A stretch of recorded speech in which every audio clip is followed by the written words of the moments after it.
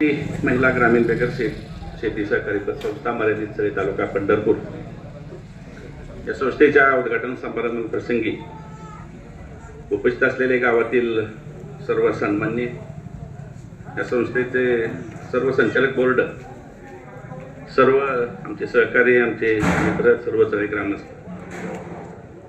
गणेशदादा कुंड प्रस्तावनेमध्ये काही गोष्टी राहून गेल्या आणि मला सांगितलं होतं की बाबा ते तुम्ही कव्हर करा. 2017 साली वाटतं बऱ्याच जणांनी बचत गट काढला होता. मी एक काढला होता, गणेशदादाला एक काढला होता, अनेक जणांनी काढले होते. त्यावेळी बचत गटाचं एक सगळीकडे एक चर्चा होती की बाबा बचत गटाच्या माध्यमातून एक चांगला आपल्याला एकमेकाला मदत करू.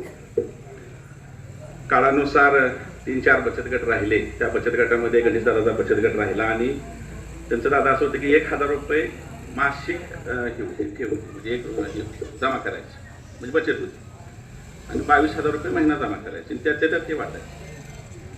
जवळजवळ 7-8 वर्ष होत आली आणि त्याचं साधारणपणे 50 लाखाच्या आसपास त्यांचा टर्म झाला. आणि मग आता त्याला काहीतरी मोठं स्वरूपात द्यायला पाहिजे किंवा संस्थात्मक स्वरूप द्यायचं असा विचार त्यांनी केल्यानंतर दादा मला विचारलं की बाबा ही सगळी पाळापळी कोणी केली. मला अतुलाला म्हणतो तर तू काय मार्गदर्शन केले का? म्हणलं मला काय माहित नाही, मी आजच आलो, मी काय मार्गदर्शन वगैरे नाही केलं. या आवी क्षीरसागरनं ही सगळी संस्थात्मक पळापळी करून त्याला मोठं स्वरूप दिलं आणि रजिस्ट्रेशन ही आवीच्याच माध्यमातून सगळं पूर्ण झालं. आता जवळजवळ बचत गटाच्या माध्यमातून ह्यांच्याकडे 50 लाख रुपये आजच्याकडे नाही. संस्थेचं स्वतःचं म्हणलं तर 2,70,000 रुपये स्वभाग भांडवल आहे, म्हणजे 1,000 रुपये ह्यांचं शेअरची किंमत आहे. साधारणपणे हिने 2,70,000 रुपये संस्था आता त्या स्वतःच्या पैशावर चालू होणार आणि जे बाकीचे जे पैसे आहेत त्यांचे ते ठेवीच्या स्वरूपात संस्थेकडे येणार. तर दादा तुम्हाला अनुभव आहे, जन्माला अनुभव आहे, अतुल नानाला अनुभव आहे. पतसंस्था चालवणं खरंच सोपं नसतं, पण ते आता अवघड आहे म्हणायचं बी अवघड आहे. अवघड आहे म्हणलं तर ते म्हणलं तुम्ही बी काय करत नाही, दुसऱ्याला बी काय करू देत नाही, म्हणून आम्ही काय आता कोणाला काय म्हणत नाही, आम्ही सगळ्यांना शुभेच्छा देऊ. पण गावातल्या 3-4 संस्थेचा जर विचार केला तर एक रामदासची पतसंस्था आहे, चेअरमनची आहे, दादाची आहे, ह्या जी संस्था आहे. मी खरंच प्रामाणिकपणे सांगतो की म्हणजे आता पंढरपूरचा जर विचार केला तालुक्याचा तर जे नदीकाठची गाव आहेत, विशेष करून सुस्ते, तिरेमार्गे किंवा पलीकडच्या काही भागातली, त्यांच्याकडे प्रचंड खाजगी सावकारी चालते. म्हणजे बंडेशा गाव असेल, सुस्ते असेल, जवळचं गोपाळपूर असेल, आणि तुलनेनं आपण सगळेजण मिळून इथल्या जे नेतृत्व आहे, मग दादा असतील, चेअरमन असतील, आपण सगळे ह्या नेतृत्वाला त्याचं श्रेय देऊया की तुलनेनं चळे गावामध्ये खाजगी सावकारीचं प्रमाण खूप कमी, की जवळजवळ नाही. आम्ही कधी चेअरमनकडे आमच्याकडे पंढरपूरच्या काही तक्रारी येतात आणि चेअरमनला विचार 10,000 रुपये घेतल्यानंतर 1 वर्षानंतर 1 लाख रुपये 1.5 लाख रुपये झाले म्हणून सांग. आम्ही एवढे पैसे असते काय, एवढं याद असतं काय? आणि ते चेअरमनला म्हणते ते तुम्ही म्हणून सांग, मी सांगितलं ते ऍक्च्युली ते लांब 3 लाखवर गेलं आकडा. तर ते त्यावेळी आम्ही डोक्याला हात लावतो की एवढे पैसे लोक घेतात कसं, काय पद्धत आहे वगैरे. आणि पंढरपुरात अनेक सावकार आहेत, चेअरमनच्या काय ओळखीचे आहेत. मी तर त्याच व्यवसायात काम करतो, पण मी गेल्या 12-14 वर्षापासून एकच काम केलं की माझ्या फायनान्समध्ये चळ्यातला माणूस येऊ दिला म्हणजे तिकडे बाहेर व्हा, अजिबात काय इकडे येऊ नका. त्याला फायदा असा झाला की ह्या गावामध्ये कर्जबाजारी होण्याचं प्रमाण कमी झालं. गेल्या 10-12 वर्षापासून मग त्या मधल्या काळामध्ये ज्या काही आमच्या गरजा होत्या, अनेक काही लोकांच्या असतील, मग ते रामदास असेल, दादा असेल, चेअरमनची पतसंस्था ह्यांच्या माध्यमातून पूर्ण झाल्या. मी संचालक बोर्डाला विनंती करेन, त्यांना सांगेन खरं तर ह्या गोष्टीचा खूप चर्चा होणं गरजेचं आहे की संस्थेचं नेमकी संस्था कशी चालते किंवा त्याचा ज्याने कोणी ही सहकार काढला आणि संस्थेचा विचार केला त्यांच्या डोक्यात हा विचार काय होता. तर संस्थेचं स्वतःचं भाग भांडवल जेवढं जास्त तेवढी संस्था सुदृढ. म्हणजे समजा साधारणपणे 1 कोटीचं वाटप झालं तर संस्थेचं स्वमालकीचं 20 लाख रुपये असायला पाहिजे आणि 80 लाख रुपये ठेवीदाराचा असं पाहिजे. कारण तुम्हाला ठेवीदाराचा आणि कर्जदारामधला जो गॅप आहे तो साधारणपणे 5 ते 6% असतो. त्यात एनपीए झालं तर तो 4%, 3%वर देखील येतो. मग अशा वेळी संस्थेचं स्वतःचा भाग भांडवल जर नाही वाढलं तर कालांतरानं संस्था मोठी दिसते, कालांतरानं संस्था कागदावर मोठी दिसते, पण प्रत्यक्षात ती आतून फार मोठी झालेली नसते. हे 2,70,000 ह्या वर्षी आहेत ना, पुढच्या वर्षी साधारणपणे ते 5 लाख व्हावं, पुढच्या वर्षी ते 10 लाख व्हावं.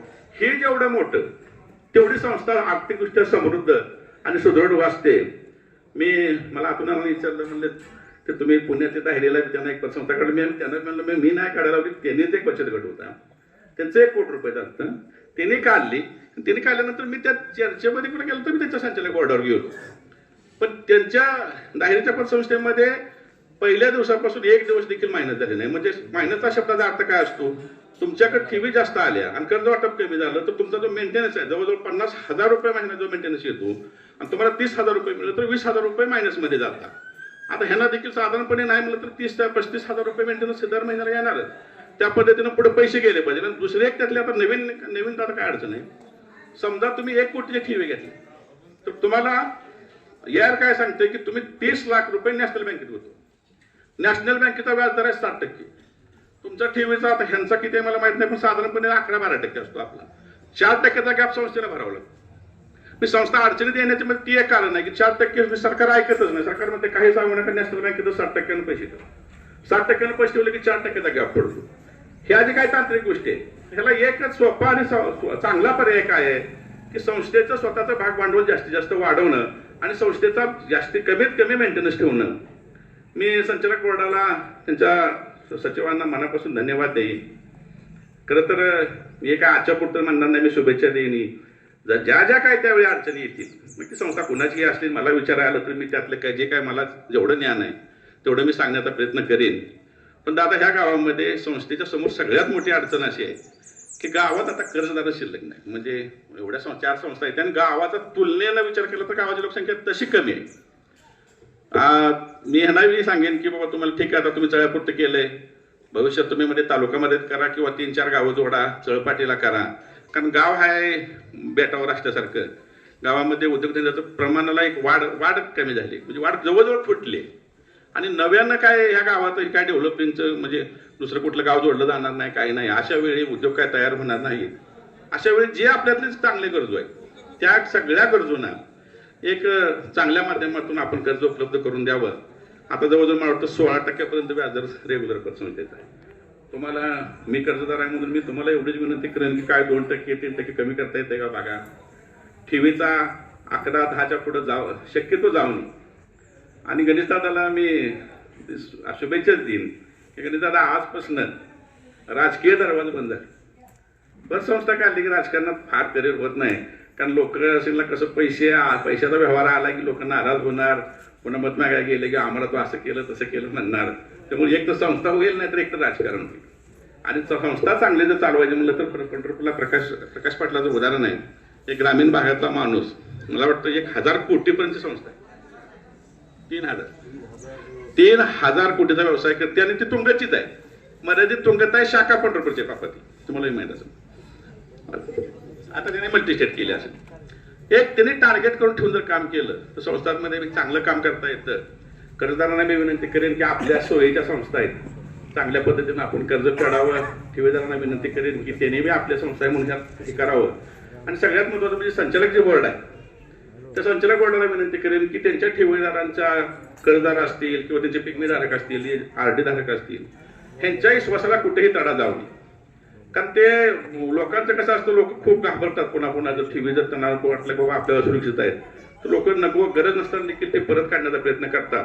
पण ह्यांच्या नशिबाने एक चांगली गोष्ट अशी आहे की स्वतःचेच 50 लाखाच्या ठेवी आजच्या घडीला तर ह्यांच्याकडे आहेत.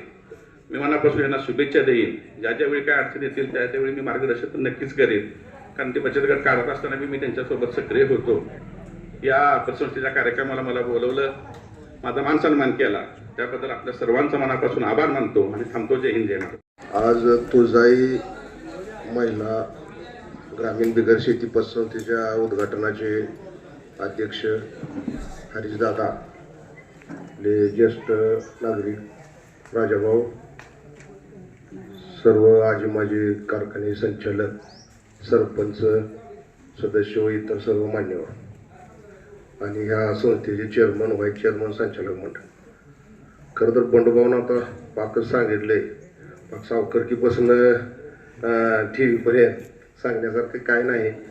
परंतु खरंच पैसे मिळवणारे ज्या लोकांना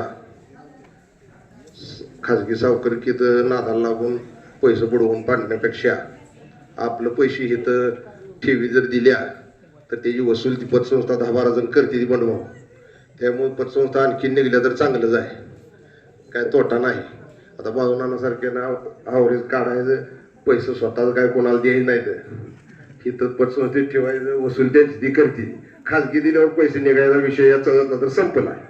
त्यामुळे पतसंस्था आणखीनही निघाव्या, चांगल्या चालवाव्या अशी मी त्यांना शुभेच्छा देतो.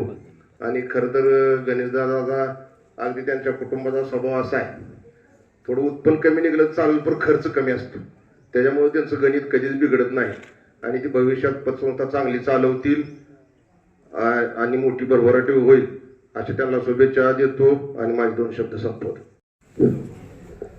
तुळजाई महिला ग्रामीण बिगर सहकारी पतसंस्था मर्यादित सडे या भव्य शुभारंभ सोहळ्याचे आजच्या या कार्यक्रमाचे अध्यक्ष, पंढरपूर तालुका पंचायत समितीचे सभापती आमचे बंधू हरीशदादा गायकवाड, या गावचे ज्येष्ठ प्रगतशील बागायतदार राजाभाऊ मोरे, या गावचे डिप्युटी सरपंच भास्करराव मोरे, प्रताप काका, या गावचे सरपंच मौलीबापू शिकरे, सर्व उमेश काका मोरे, बाळूनाना माने, सर्व संचालक मंडळ, सर्व ग्रामस्थ आणि आपण या बिगर शेती सहकारी पतसंस्थेच्या माध्यमातून जो कालावधी ठेवीचा आहे, ठेवी वाढल्या पाहिजेत.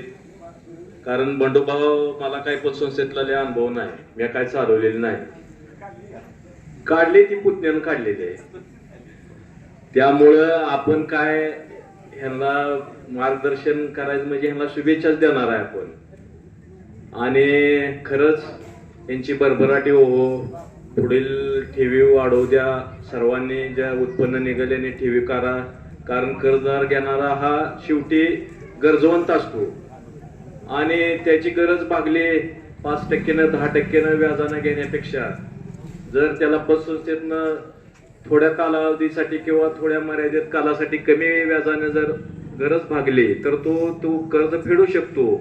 सावकाराचं कर्ज त्याला अशक्य होतं आणि पुढचा त्याला तेढा निघत नाही. त्यापेक्षा पतसंस्था आपणही स्वतःने आपलं क्रेडिट चांगलं ठेवून, आपलं सिबिल चांगलं ठेवून, कर्जदारांनी देखील वेळेवर भरणा करून, कारण पतसंस्था ही ज्याचं सिबिल चांगलं आहे त्यालाही कितीही रुपये देऊ शकते. त्या अशा या तुळजाई महिला ग्रामीण सहकारी पतसंस्थेला मी गुढीपाडव्याच्या शुभेच्छा देतो. त्यांच्या सर्व चेअरमन संचालक मंडळाला पुढील वाटचाली शुभेच्छा देऊन आम्हाला इथं बोलवलं, आमचा सन्मान केला, आदर केला, त्याबद्दल मी त्यांचे पूर्ण आभार व्यक्त करतो. जय हिंद, जय महाराष्ट्र. आजच्या या तुळजाई महिला ग्रामीण बिगर सहकारी पतसंस्था मर्यादित सडे या नूतन संस्थेच्या उद्घाटन प्रसंगी उपस्थित असणारे, व्यासपीठावरील सर्वच मान्यवर, उपस्थित असणारे या संस्थेचे सर्व संचालक मंडळ, उपस्थित असणारे या गावचे नागरिक. आता बंडूने सांगितल्याप्रमाणे मी गेली 30-35 वर्षे या संस्थेशी निगडीत आहे मार्गदर्शक म्हणून. आणि बंडू सांग तसं ही आता या संचालक मंडळाने शिवधनुष्य उचलले, परंतु ठीक आहे, त्यांच्याकडे निश्चित भांडवल आहे, चांगल्या पद्धतीने केलं तर काय अडचणी येणार नाही. या प्रसंगी मी एवढंच सांगतो, या संचालक मंडळाला काय अडचण आली तर मार्गदर्शक म्हणून आणि असलंच. आणि या संस्थेनं पूर्वी कशी आपली एक संस्था आहे त्या पद्धतीनं चांगलं कामकाज करून या लोकांशी, या गावातील लोकांची व्यवस्था, कर्जाची व्यवस्था करावी व पारदर्शक कारभार करावा असं सांगून मी या संस्थेला परत एकदा शुभेच्छा देतो आणि माझे 2 शब्द संपवतो.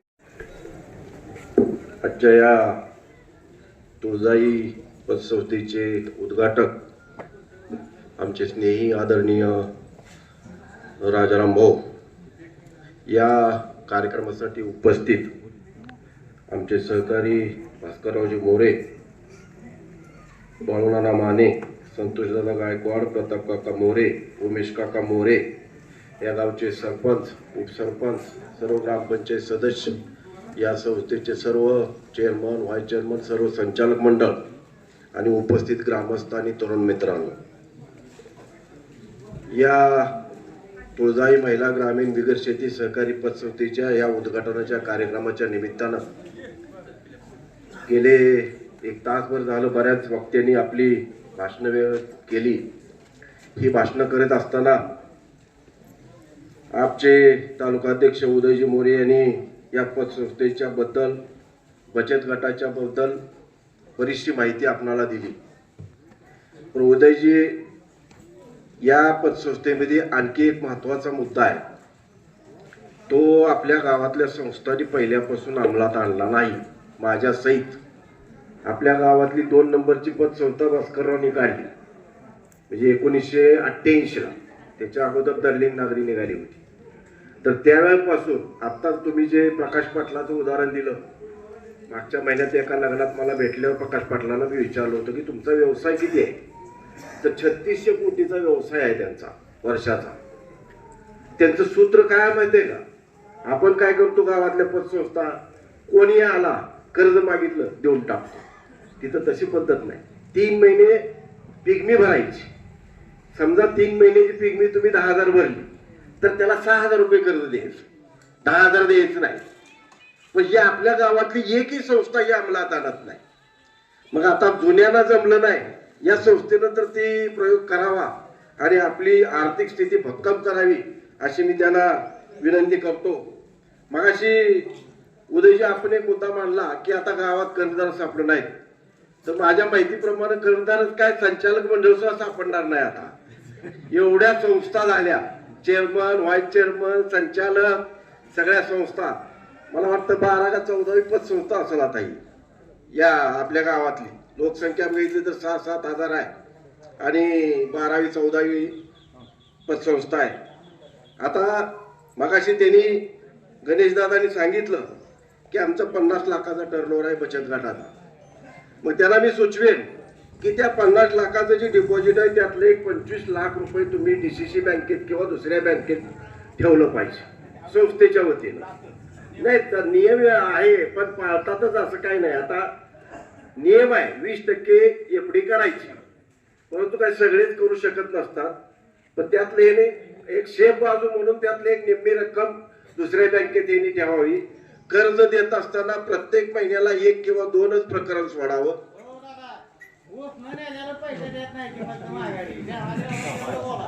उसनं ती काय सगळ्यालाच माहित आहे. काय कुणाला विचारायची काय गरज आहे.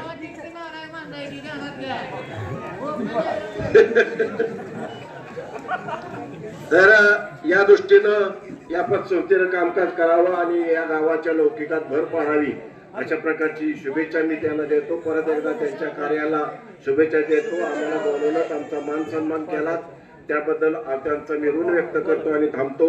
जय हिंद, जय महाराष्ट्र. तुळजाई महिला ग्रामीण बिगर शेती सहकारी पतसंस्था या पतसंस्थेच्या वतीने मी आलेल्या सर्व मान्यवरांचा आभार मानते, सर्व महिला भगिनींचा आभार मानते आणि आजचा कार्यक्रम संपला. जय हिंद, जय महाराष्ट्र.